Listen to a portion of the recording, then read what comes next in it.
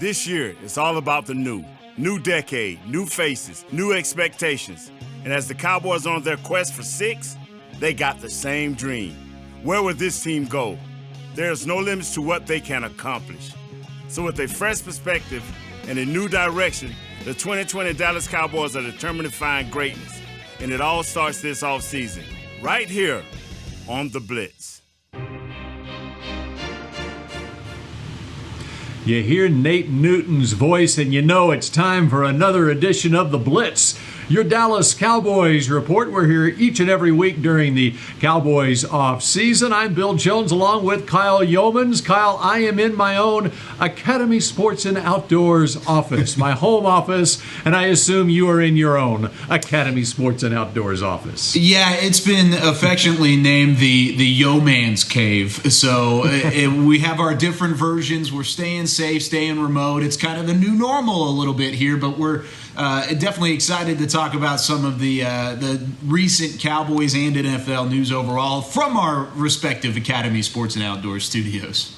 And we have the NFL draft fast approaching. First round will be on April 23rd, so we're now less than 3 weeks away from the draft. But let's get started on this edition of the Blitz, talking about what transpired the past week. Of course, the Star in Frisco off limits to all personnel because of what's going on in our world right now. But via virtual reality, a conference call, the owners were able to meet this past week, and a big thing was approved: the expanded playoff format. The Cowboys have improved their chances of making the playoffs because we now have 7 teams from each league making it every year. Kyle?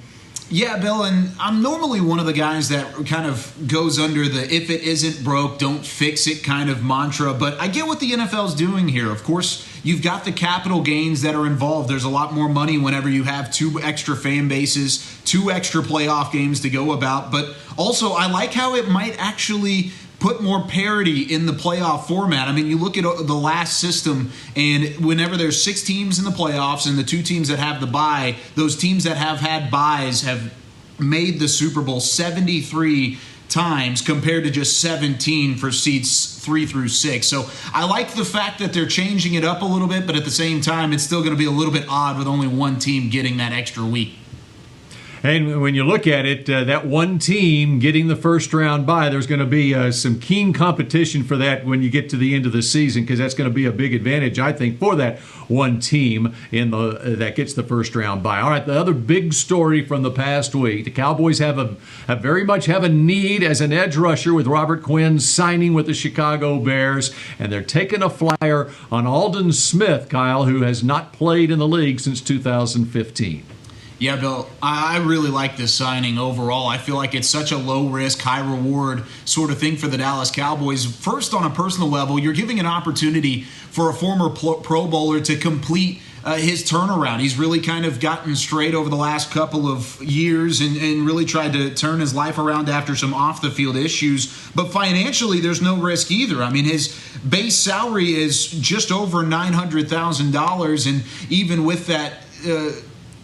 with that being said, that's not guaranteed. He has a chance to earn up to $4 million in incentives, but if he's able to reach that $4 million total, that would mean he'd played 16 games and that he would have 14 sacks. And of course, you mentioned Robert Quinn. He was your leading pass rusher. He had an 11.5 sack season last year. So the fact that even a remotely close kind of production coming out of Smith with this sort of deal would be a win-win for the Dallas Cowboys.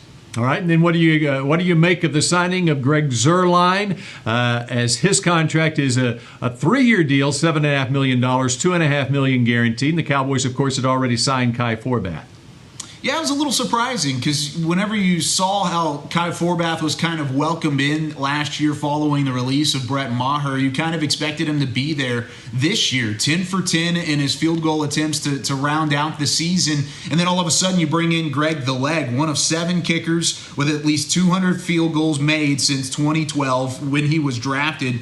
And he had a league best 13 field goals of at least 55 yards or more. So this is a guy who has been one of the top 5 kickers in the league over the last couple of years, made all of his point after attempts in 2019, but he did struggle a little bit with a foot injury. He had a quad injury toward the end of last year as well. One of the reasons why the Rams decided to move on from Zuerlein because of the deal that he was involved with. But when you look at the kicking competition, I think the fact that there's almost $2.5 million guaranteed for what you're looking at for Greg Zuerlein compared to what you look at for Kai Forbath, which is just under 150,000 guaranteed. So I think the kicking competition is definitely an uphill battle if you're looking at Kai Forbath.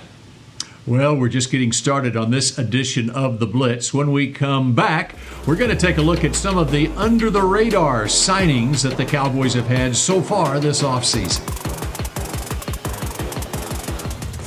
The Dallas Cowboys Blitz is brought to you by AT&T. Just okay is not okay.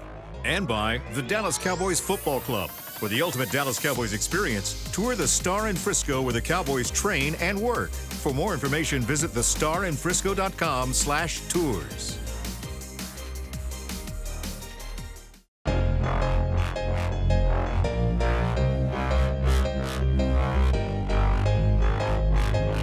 This segment is brought to you by AT&T. Just okay is not okay.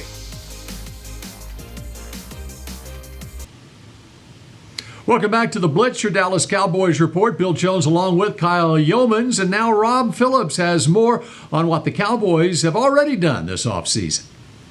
Thanks, guys. You know, free agency for the Cowboys is not always splashy. Sometimes it's about filling out your roster.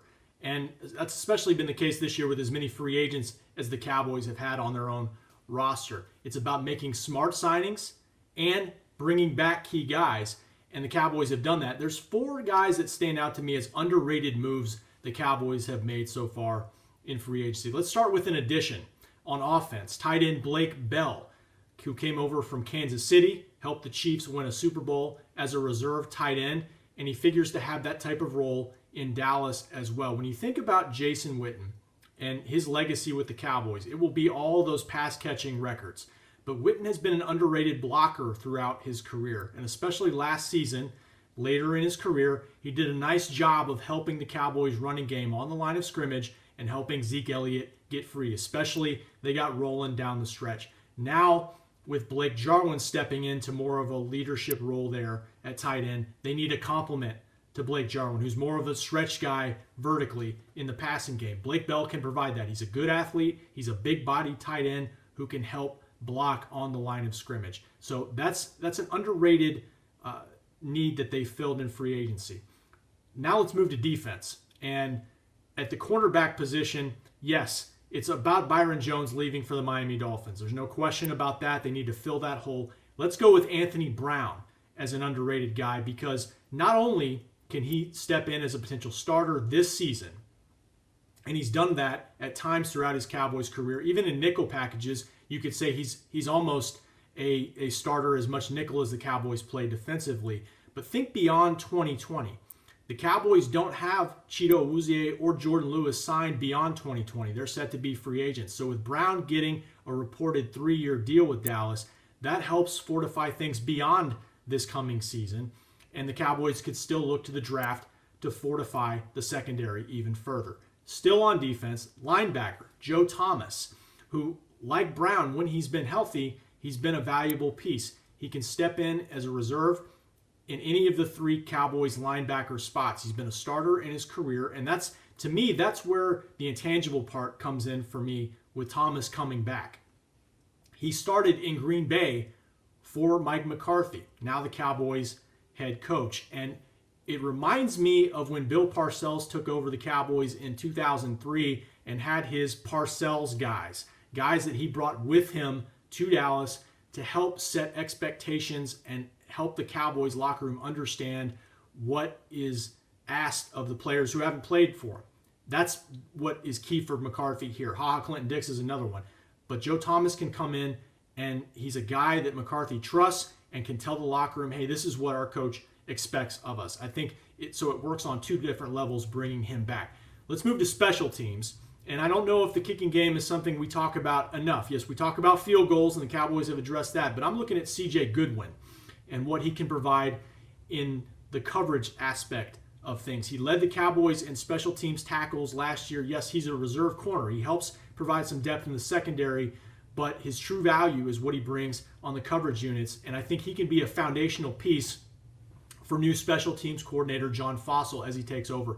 The Cowboys struggled at times in those areas last year. They need guys that can be consistent and help in that area, and Goodwin is certainly that. 2 years ago, when he hurt his forearm and missed some games, the Cowboys really missed him, and there wasn't a bump in production when he came back. He's a terrific flyer for them in the coverage side of things. So all three levels, I think the Cowboys have made some moves to help the depth of their roster that maybe people aren't talking about. Now, these moves don't necessarily preclude them from making draft picks at those positions, but we all know if you're going to win and try to compete for a Super Bowl, it's about your depth, and it's about 1 through 53, and the Cowboys have taken steps to fortify that. Back to you guys.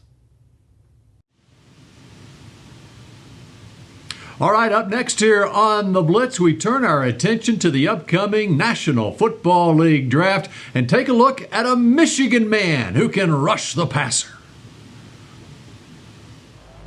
This segment was brought to you by AT&T.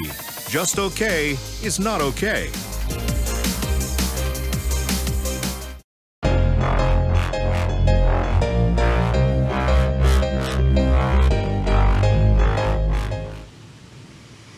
Welcome back to the Blitz, your Dallas Cowboys report. Cowboys can go a variety of ways in the upcoming NFL draft. So what will their draft strategy be? Dave Helman has more. Thanks, Bill. Good to hear from y'all. And as you can probably relate, I have had a lot of time to sit here over the last 3 weeks and think about the 2020 NFL draft, whether it's the Cowboys' needs, whether it's draft strategies, projects, nothing but time to sit and think. And in that time, I have gotten some really strong 2017 draft vibes from this 2020 situation. I want to tell you what I mean. What did the Cowboys need in 2017? They had a big need at pass rusher. They had needs in the secondary. Sounds kind of familiar, does it not? How did that strategy pan out? Cowboys felt really good about the depth of that cornerback class. It allowed them to put off drafting in the secondary in the first round. They spent that pick on Taco Charlton at pick 28. They waited till day 2. They drafted 2 eventual starters in Chidi Awuzie and Jordan Lewis in the second and third rounds, respectively. Now, forget about the picks themselves. I know Taco didn't work out, but the strategy itself was sound. You get your pass rusher early because you don't trust it to last that long. You wait and get 2 quality cornerbacks later on in the draft. And it makes me wonder how they will approach this in 2020 with similar needs. So forget about pick 17 itself. We've talked about Kayvon Chaisson, CJ Henderson, Grant Delpit. We've talked about these names a lot. What will the first round pick do to affect day 2? I think that's going to be just as important because there's no doubt the Cowboys are going to be looking to get starters out of those 2 picks in the second and third round. So what will they do in the first round and how does that affect it? Let's just say they address the defensive line at pick 17. Can you find quality cornerbacks on day 2? And I think you can. Whether you want to talk about Auburn's Noah Igbenogany, whether you want to talk about Mississippi State's Cam Dantzler. I know he ran a slow 40 at the combine. I don't care. The guy's got fantastic tape. Can I interest you in a Bryce Hall from Virginia, a guy that had first-round draft stock going into the season, saw it dip a little bit, but I still think is a heck of a cornerback. The draft needs are there. The depth is there in that class. Can you say the same thing about waiting on the edge rusher class? If you wait until day 2, pick 51, is Notre Dame's Julian Okwara going to be there for you? What about Michigan's Josh Uche, a guy that a lot of mock drafts have had going to Dallas, a Michigan linebacker? The guy can bend. I watched him at the Senior Bowl. Maybe later down the line, Terrell Lewis out of Alabama, if his injuries check out, if he's healthy, the guy is nasty. It's doable.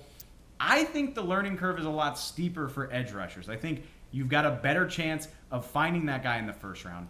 I know it didn't work out in 2017. That doesn't mean it's not a sound strategy. So I'm curious. Again, we've talked about pick 17 a million times. How will pick 17 affect what they do on day 2? And I think you've got a better shot of addressing the secondary on day 2 than the pass rush. We'll see if the Cowboys agree with me. Back to y'all. Have a fantastic day. Cowboys have real needs for pass rushers and cornerbacks. Kyle, it's going to be very interesting to see how they meet those needs.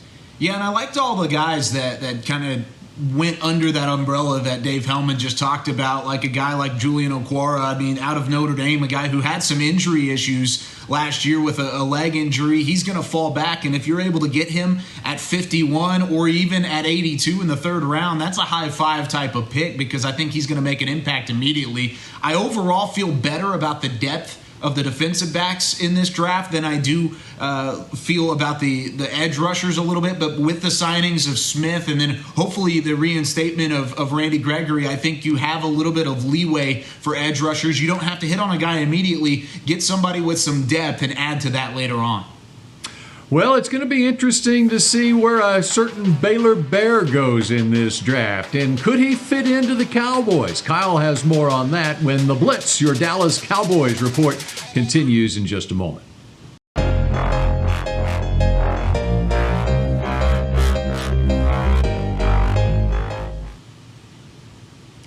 Welcome back into the Blitz, and it's been no secret this offseason that the Dallas Cowboys have put an emphasis on adding some experienced veterans to the defensive line with hopes of adding some talent in the draft. One of the best fits out of all of the draft options spent his 2019 season just a couple hours down the road in Waco.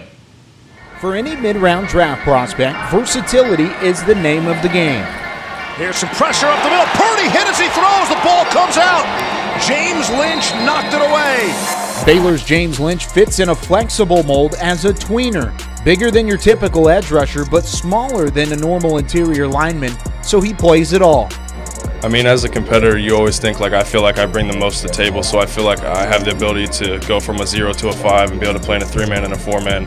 So I just want to make sure whatever people think about me, I want to take it one step further and make sure that they know that I'm a good athlete, I can play, and I'm smart, and just show them that I'm capable of doing whatever they need me to do. Listed at 6'4" and 268 pounds, Lynch tallied 16 sacks and 41 hurries alone this past season, which during the draft process has prompted questions from scouts regarding tools versus production. It's not even the sacks. I feel like the pressures I've had is just affecting plays, and I've told them, like, I feel like I'm one of the most disruptive guys that are here, and I feel like as a D lineman, that's kind of your goal. So obviously they like that, and they like that I played around in different positions, so they know that I'm comfortable doing whatever.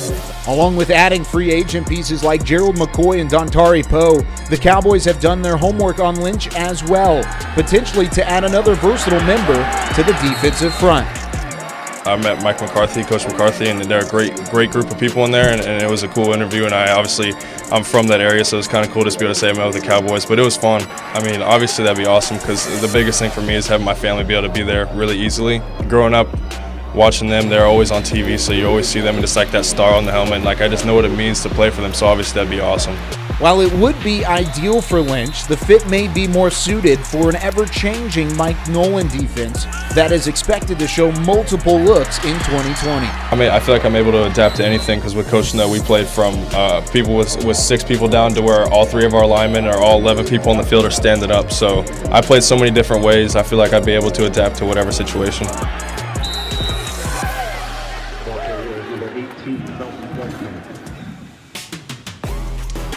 His past 3 seasons down at Baylor, he shined under who is now the head coach and defensive coordinator for the Carolina Panthers, Matt Rule and Phil Snow. But plenty of excitement around James Lynch and what he could do as a mid-round draft pick. When we return...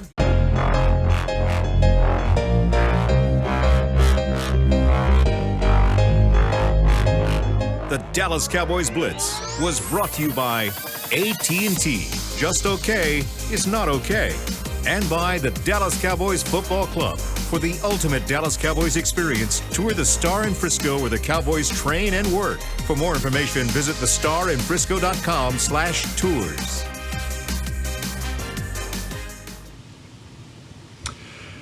Welcome back to the Blitz, your Dallas Cowboys report, and it's crunch time preparing for the NFL draft. Kyle Youmans, I got my big green NFL draft scouting notebook. Give me a homework assignment for this week. Okay, how about this? Shaquille Quarterman, a rush linebacker out of Miami, and he was with the U this past year. He has some injury issues in the past, but this is a guy who, if you're looking at maybe throwing a hybrid look on that defensive side of the football, maybe looking at a 3-4, I think he's a guy you need to look at. Oh, we love looking at these hybrid players on Mike Nolan's defense. All right, for Kyle Youmans, I'm Bill Jones. We appreciate you joining us for the Blitz, your Dallas Cowboys report, and we will see you again next week.